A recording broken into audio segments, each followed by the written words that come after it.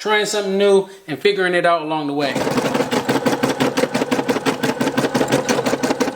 The background all stitched, now it's doing the actual design portion. There we go. And this is what it's looking like so far. Again, this is going to be the back of the plush. There it is. Look at it. And now we're going to go ahead and throw the brown back in there and do my face and my lips. I ain't got no lips. Where's my lips? Where's my lips?